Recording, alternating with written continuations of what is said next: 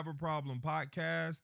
I'm Charles Hall, and I am here today with my beautiful bride. I'm here today with my babe. Aw. I'm here today with my boo, Diamond Hey, how Hall. are you? Such an honor to be here with you. Oh, the honor's all mine. I Thank you for love you. having I me. love you. I love you. This podcast was truly built to talk through leadership conversations and problem solving. And today, I think a good topic that we could talk about and think through is confidence. Ooh, I like. So when I hear the word confidence, I'm thinking through two versions of the conversation. It's eternal eyes and external expectations. So I see this as God created us, He created the heavens and the earth. And after He created something, He said it was good. So if I'm made in His image and we're made in His image and He's the creator and we're supposed to be creating, if I create something, am I looking to Him for Him to tell me this is good? So Ah, that's eternal eyes. Am I locked in on if God is approving the aspects or the aspect ratio of what I'm doing in real time? Or do I have a external expectation of someone else? So do I have an external expectation for someone outside of my heavenly Father to approve or to get permission to be creative or to be confident or to stand with this formidable stance in what I am trying to accomplish? So I see it in two different ways. Is it eternal eyes? Am I looking at it in a sense or with senses, with yes.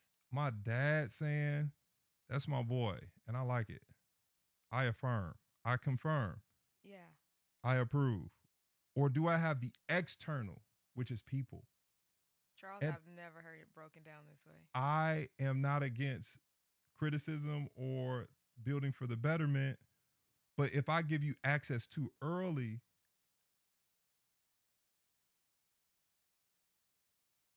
and you're the person that has to say it's good, I can put myself in a space where my confidence can be tampered with. Oh, So today I would love to. I like this I already. would like to. That was really good. I would enjoy this if we can just talk about confidence and Yeah, how crucial, how critical, how important it is to carry it, to house it, and how to handle it. that part. So I think we should title this one. I think we should label this one Okay. How to Be Dangerously Confident. Ooh, I think we should just dive in. let's go. So, babe, what does dangerously confident actually mean to you? Dangerously confident to me means you're a quiet storm. Mm. Yeah. Most confident, powerful people are usually the most quiet in the room. They're not making a lot of noise. They're not trying to be seen. They know what they have, and they have so much inner peace that they don't need to be loud. When it's time for them to show up and do their job, they believe in themselves so much that it's like, hey, even if I mess up, I'm still good with myself. Like, Oh, I I like can't lose. I'm going to win. Like, you're so good on the inside that it shows up on how you deliver on the outside. And it causes the whole room to shift when you come in. Wow. Yeah. I really like that. So, at the part when you said it causes the whole room to shift, give me a depiction of what that looks like. To me, everyone starts to take note because now they're questioning. Some might underestimate you, which is really fun. I love being underestimated, but it's kind of like, okay, this is different. And it might cause an inward comparison, and it could cause the standard in the room to go up of inward dialogue, where before everyone was kind of relaxed or average or just kind of not reading the room too well. And then you have this person who comes in who feels confident, and you kind of go, oh, wait a minute, I kind of got to be on my A game now. Because you can feel it. It's not so much said, it's the feeling in the room that's now different. You haven't done anything yet. You just walked in a room and everything changed. So, babe, what's the difference between confidence and arrogance? I think in simplicity, arrogance is more outlandish. It's about you. You're trying to be more domineering and control the situation. Where confidence is, I'm just trying to help bring value to the moment. Yeah, in its simplest form. But I'm pretty interested on how you see that. So I agree with you. I think that arrogance is performance based. It's like an outward expression, and I think it's deep rooted with proving something to Absolutely. someone, to oneself, to an establishment, to an organization, to an idea or something that someone would like to obtain or ascend to.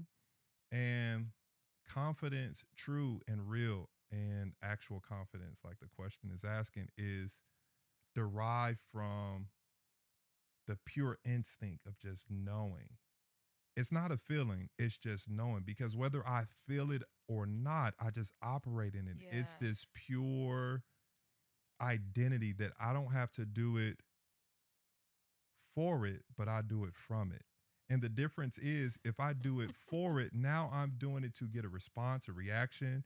I'm doing it to get plaudits or claps from the crowd. But when my core is situated and I'm convinced and I don't need to be coerced. So if I'm convinced and I'm not confused, I can actually operate in my confidence. So if I do it for my identity, if you don't give me what I need from what I just created after I operated in my confidence, Yeah.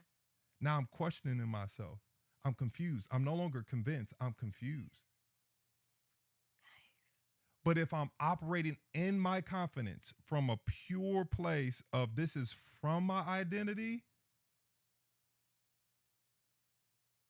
then it becomes a compliment, not confirmation. This is the difference. This is the difference. Confirmation is, oh, I didn't know it. Thank you so much for telling me.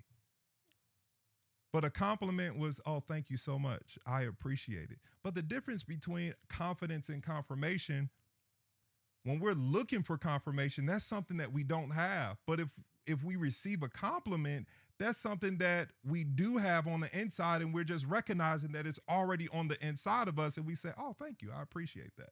I don't disdain, but I dislike false humility. This is how I separate receiving a compliment. If someone says, "Charles, that was good. Thank you so much." What I do is accept and reflect. That's what I do. Because if I created something and I'm standing in this formidable, immovable, unassailable, you cannot tell me otherwise stance, and God says, hey, this is good. So I have my eternal eyes. This is the evaluation of eternal eyes. My Mm-hmm. father said it was good. It is good. Versus the external expectations of someone who can scale it differently. So that's how I practically accept, reflect, accept. Thank you so much. God, thank you.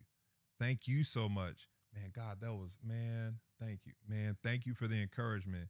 Man, Dad, you're amazing. Thank you. I accept and reflect because when you operate in false humility, that's not confidence. That's oh no, no. Oh stop. No, yeah. You don't oh oh It no. wasn't me. I know how to read through that. Like, no, it was all It God. was all It was God. It not was. all God because if it was all God, it would be better. Like, Yike, Charles, don't do that. he actually uses us. It We're would be better. infallible people.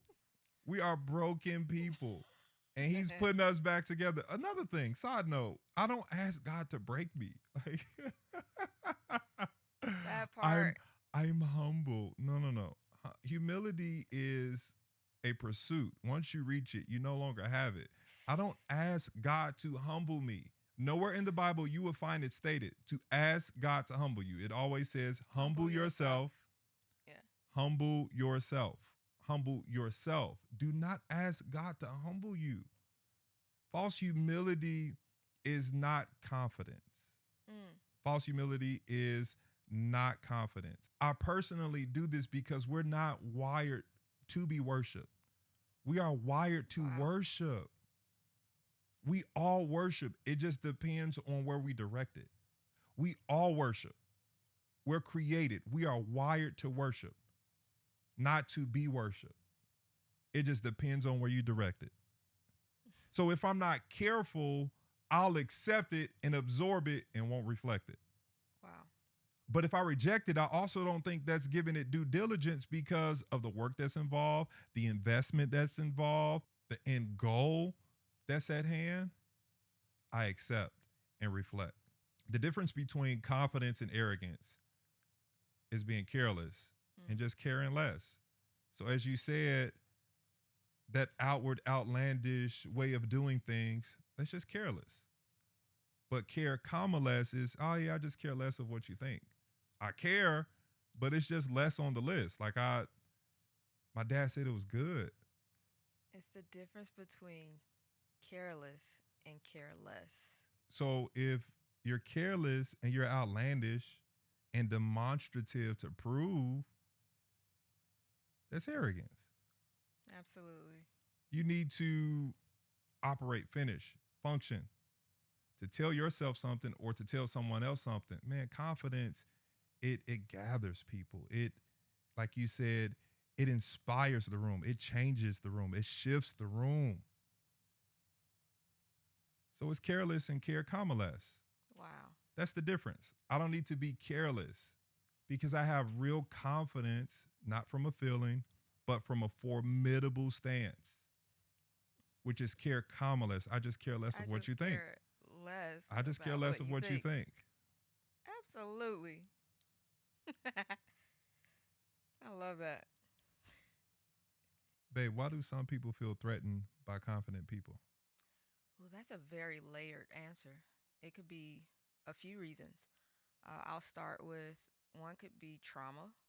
Oh, So not only you would think the obvious answer is that it exposes insecurities and um, people go inward and start comparing themselves, but it could also be trauma where let's say you had a domineering or demonstrative abusive authority figure who brings up those past experience that doesn't sit too well with you, and it kind of puts you in this fight or flight response, and you start making people feel uncomfortable. Another reason could be it changes. Uh, Humans are kind of used to we formulate these social hierarchies and groups, and we don't even know it. Confidence speaks to leadership. It creates stability and capability. That's what it speaks to. If you're a leader and you kind of have a competitive edge and you see someone come in that's confident, it, you're like, okay, who's this person? Is the leadership in the room shifting because people gravitate to who they can connect with? So it could change that dynamic. It makes people feel uncomfortable in that way. I think it can create pressure for some people. Like they might feel a need to perform or maybe feel like they're being evaluated because now you have a comparison. You have, again, as we talked about earlier, you have this new standard of capability that's in the room.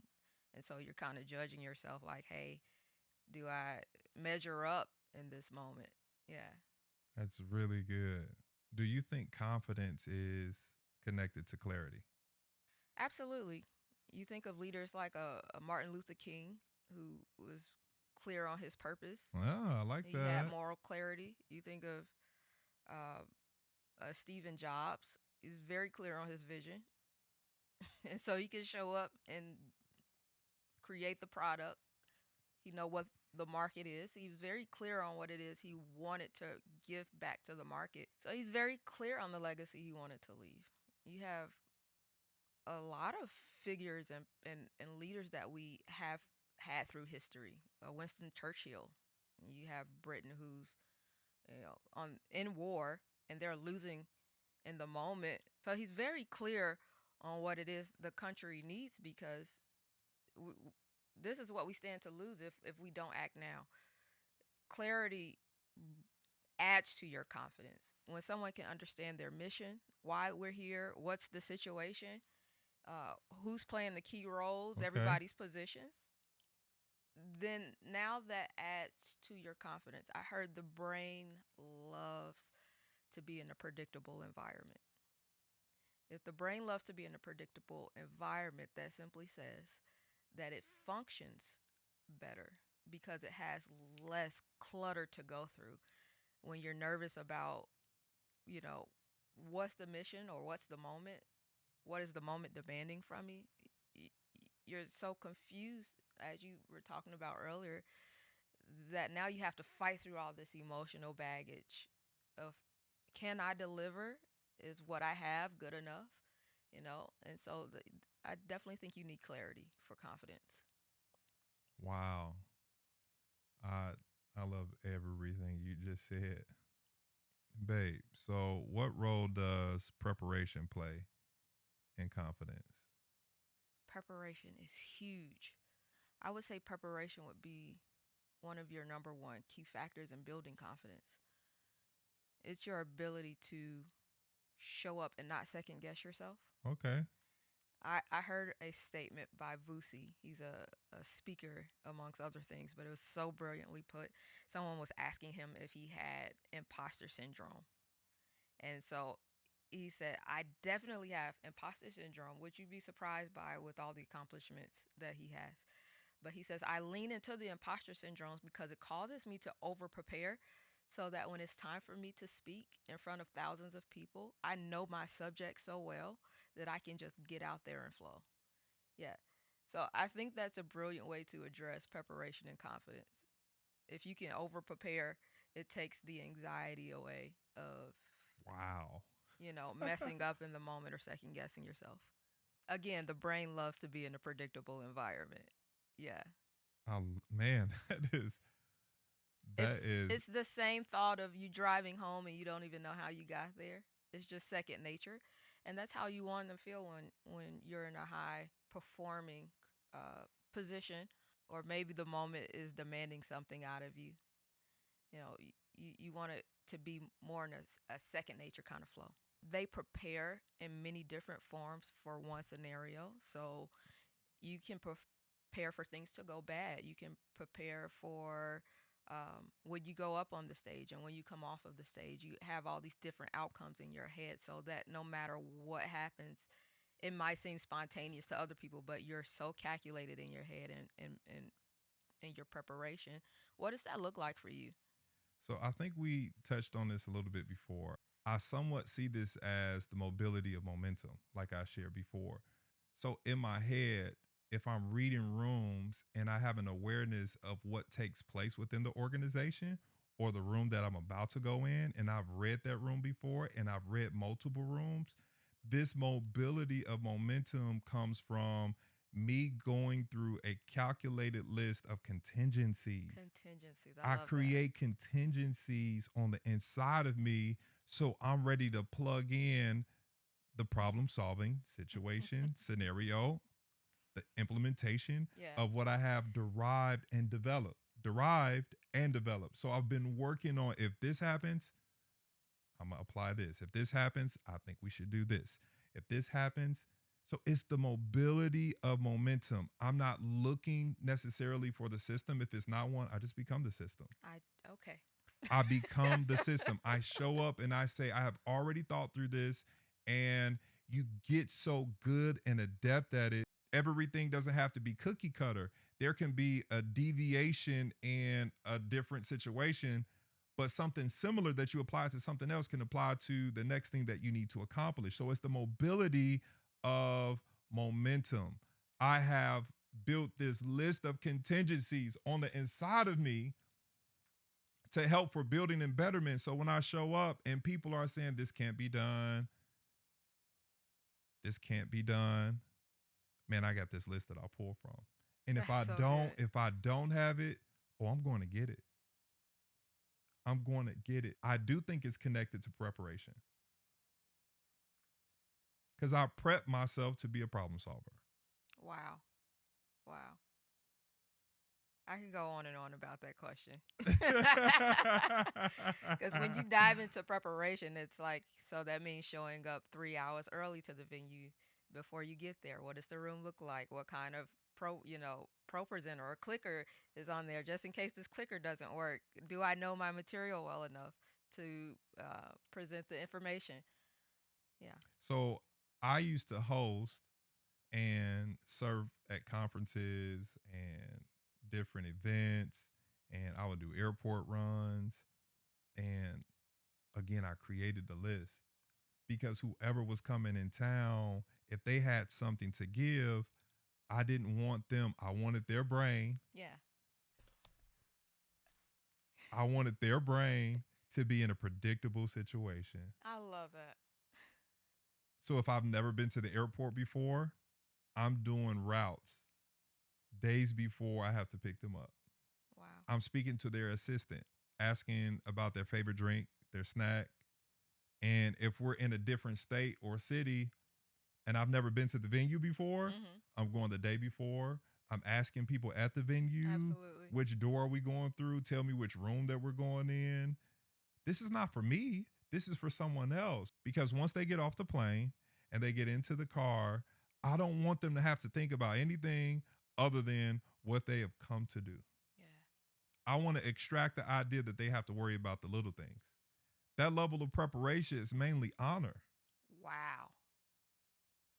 Wow. I'm honoring this moment by thinking, and nobody sees this, Yeah. which is confidence.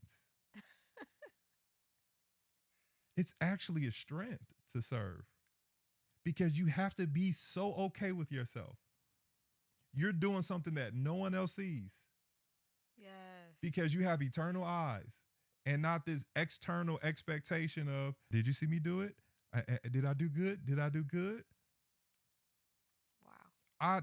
You doing the most. I did the most. I do the most. And people don't see it. I go the extra mile so that in the moment when this person or this individual has to produce for what they're there for at this time, I don't want them to have anything else to think about but producing that.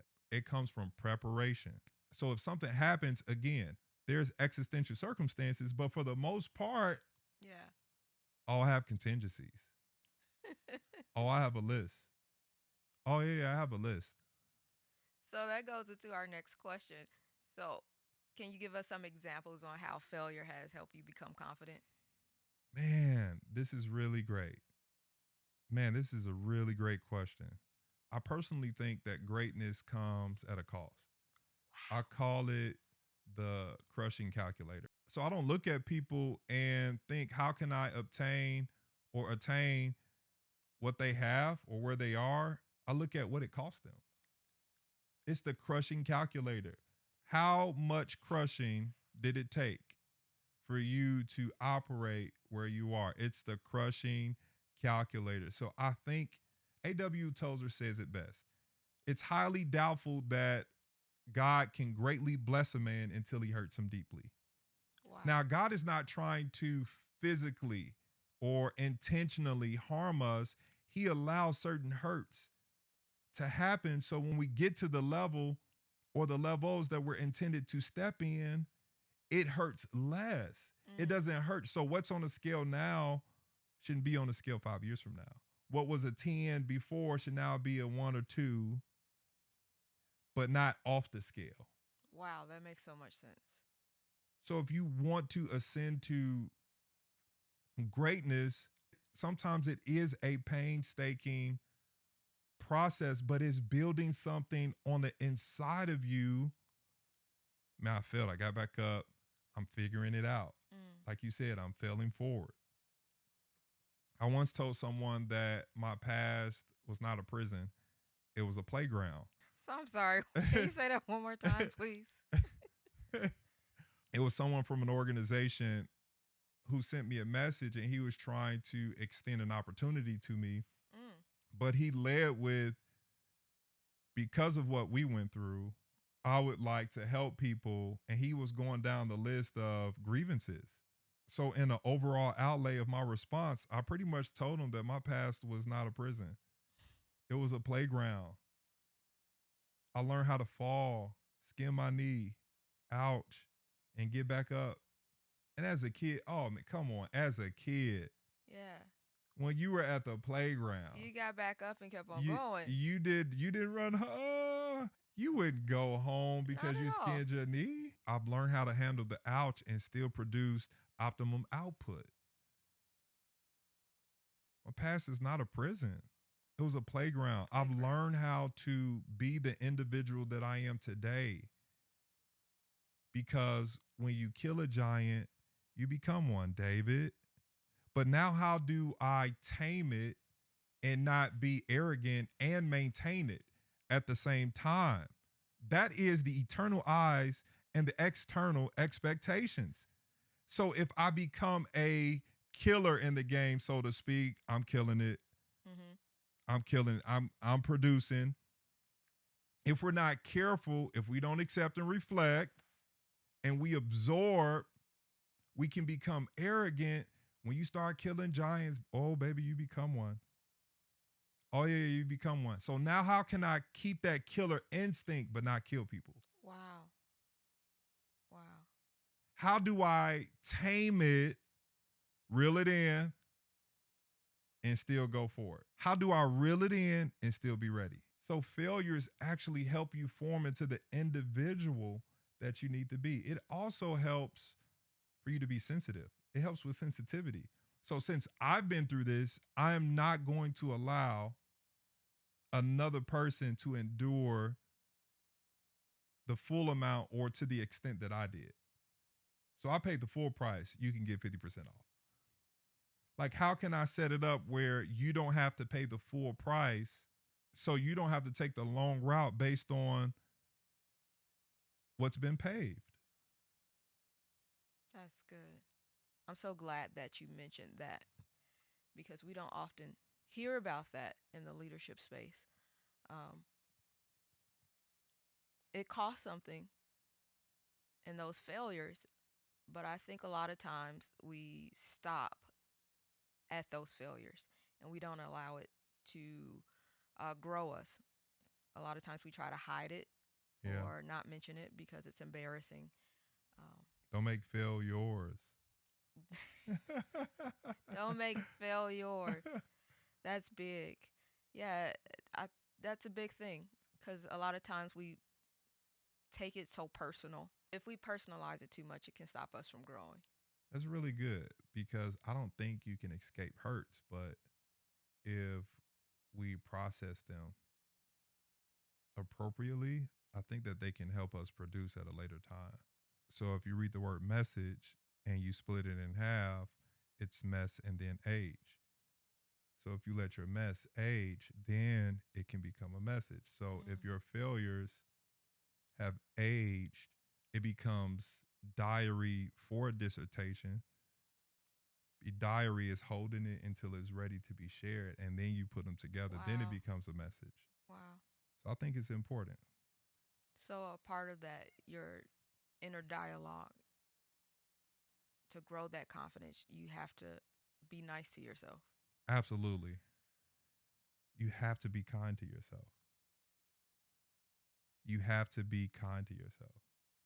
It's love your neighbor. As yourself. Yeah. So how can we give something that we don't actually have? So if we're hurting ourselves, I love that. In today's culture, they say the currency of our economy today is attention. How do you build confidence without being prideful? wow, that is really good. So for me, I do something practical. I personally create barometers or gauges or meters, Mm. and it's all connected to how I treat people. So if the currency is attention, how much of it am I sharing? So if I'm out in public or if I'm at home, I am intentional of how I handle people. So I've been doing this for over 20 plus years. If I'm at a restaurant, I remember everybody's name who comes to the Absolutely. table. You're very intentional with it. And I do it on purpose because I want that individual to feel valued and valuable. Again, I'm sharing the currency of attention. Mm. And I know when Charles doesn't do it, I need to have a conversation with myself. You have to have self awareness. That's what this barometer is. You have to have self awareness. If you're not strong in self awareness, then you need someone that can KNOW and then NO you. They have to know Wow. you and know you. So if I'm tilting the scale of irritability and I'm mishandling people who really need that currency of attention at the gas station, at the food market, at the Wow. restaurant, at the airport, Yeah. on the airplane, and the Uber, I'm remembering names. I'm leaning into conversations and remembering what they're saying to have a follow up question to let them know that I actually care. That's my self awareness barometer. That's my practical input or implementation that I carry out on the regular to help me. Self awareness is key. So, babe, Proverbs 16:18 says, pride comes before destruction, and a haughty look comes before the fall. It doesn't say that pride comes before the fall. Wow. It says destruction. That's the dismantling. Ah. Destruction is the disconfiguration. So a fall is we fall down. But we get back up again. Babe, if a building is destroyed, it just doesn't get back up. It just doesn't get back up. That's the difference before destruction Mm. and a fall. It doesn't get back up. It doesn't get back up. I think with what culture teaches us and what we see on TV and what we hear, it makes us feel like being strong or making it about being seen and not really caring about people. Um, but again, getting the likes and making sure we get all the credit, that's the norm. That's the norm in our society. And so a lot of times we don't know when we're being prideful. Can you kind of help paint that picture practically of what you've experienced in leadership when someone thinks they're being ambitious versus it's actually very prideful? I think sometimes when people operate in it, it's like carbon monoxide. It can take you out. Like you won't even know it. But if the individual who's supposed to be looking to it or looking to you to help you is not a detector and it doesn't pick it up, they won't be able to help guide you. So that's why you really need someone at that level to KNOW and then to say NO to you. They can pick stuff up with their instincts, Mm. and instead of them looking to you, they can look through you and say, "Hey man, you need to sit down today."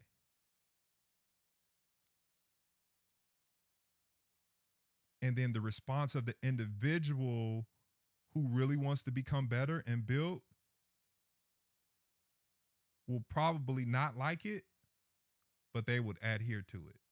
They will ADHERE, and then they will ADD dash HEAR. If you add here and then you add here, then the heart, That part. Ah. then the heart can be malleable.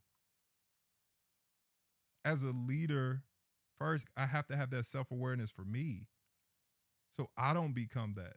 I don't talk bad to myself, but I have real conversations. Charles, I do not like how you just responded. Mm.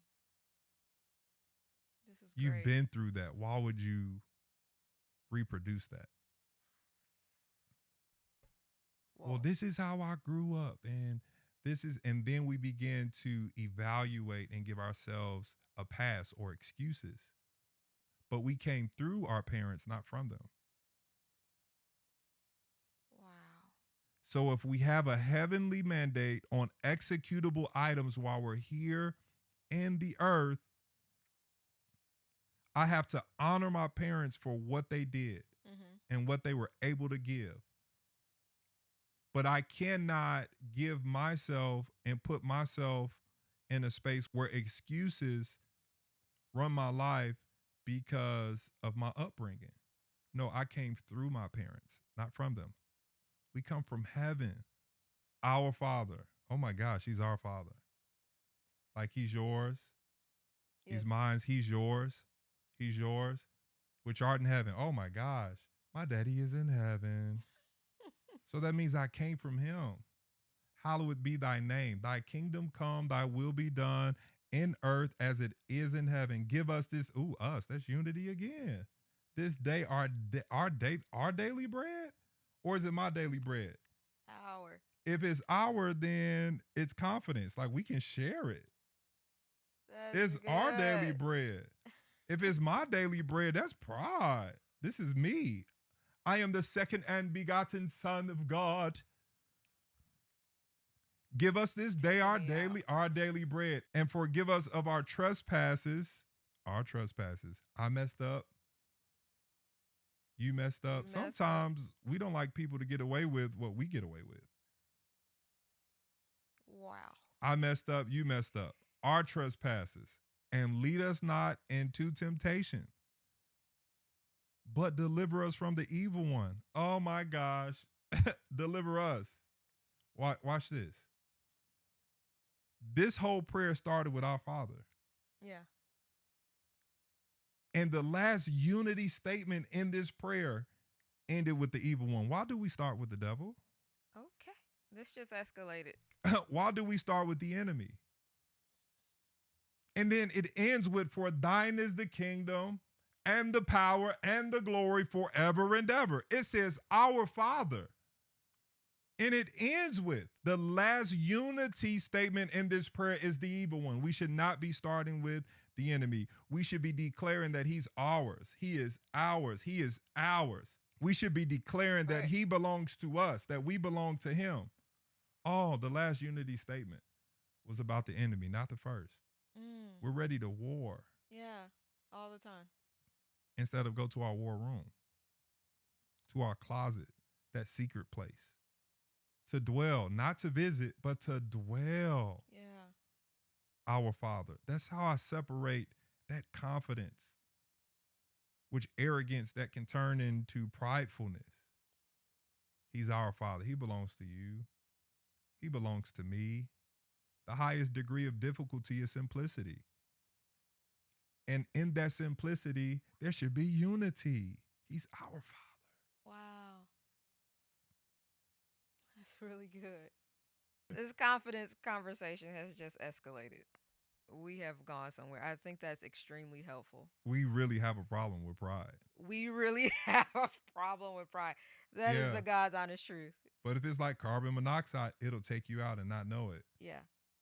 But if we don't have detectors, oh, this is good. And I love what you said. You have the barometer of how you treat people, and then you have those around you who know you, and that's KNOW, and also they know you, they know you, and you have to be subject to their advice.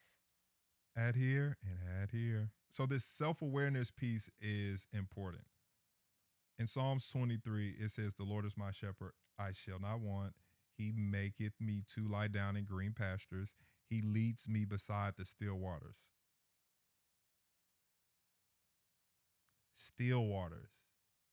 So in Proverbs 27 and verse 19, it says, as water reflects the face, so one's life reflects the heart. So if he's leading me beside the still waters, not telling me to get into the waters to be refreshed, that body of water is so that I can see my body. It becomes a mirror. It doesn't say he leads me to the still waters. He leads me beside the still waters. So that means it's a perpetual walk of self-awareness. Wow. I can actually see myself. I'm leading you beside the still waters. I've never thought about it like that. So that I can see my reflection. Wow. So as one's face is a reflection in the water, their life is a reflection of their heart. Am I going to the still waters, or am I being led beside the still waters? So that means you need to keep self-awareness. It doesn't mean that you need to visit self-awareness.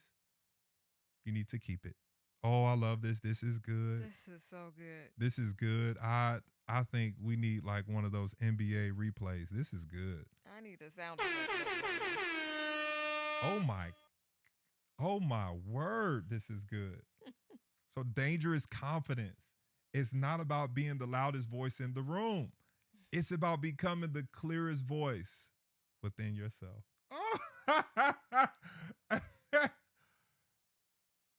dangerous confidence is not about being the loudest voice in the room.